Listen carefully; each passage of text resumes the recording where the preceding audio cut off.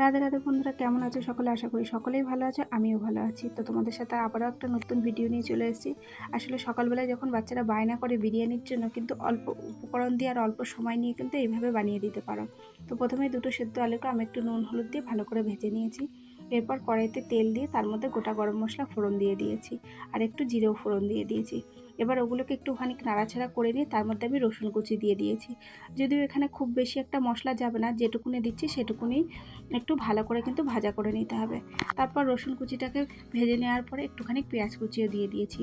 পেঁয়াজ কুচিটা দিয়েও কিন্তু আমি একটুখানি লাল করে ভেজে নেব।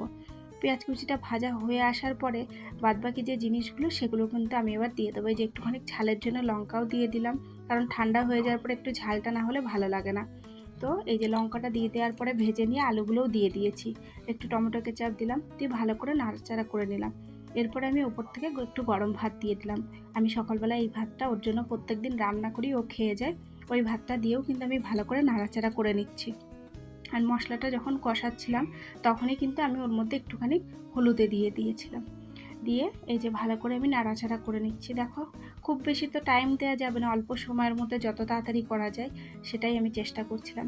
এরপর আমি একটু গোলাপ জল আর একটু কেওড়া জল দিয়ে দিলাম, আর একটু লবণও দিয়ে দিলাম, আর তার মধ্যে একটুখানি ভাজা মশলা অ্যাড করে দিলাম, যেটা ঘরে বানানোই থাকে সেই ভাজা মশলাটা দিয়ে দিলাম, আর একটুখানি বাটার দিলাম। কেননা অল্প তেল দেওয়া তো, একটুখানি বাটার দিলে বেশ ভালো লাগবে খেতে, আর শরীরের জন্য অতটা ক্ষতিকর হবে না।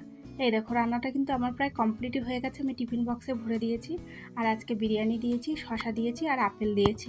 তোমরা চাইলে এখানে ডিমও অ্যাড করতে পারো, আমার মেয়ে খায় না তাই আমি দিইনি। তো ভিডিওটি কেমন লাগলো আমাকে কিন্তু শেষে কমেন্ট করে তোমরা জানিও। রাধে রাধে, সবাই সুস্থ থেকো, ভালো থেকো।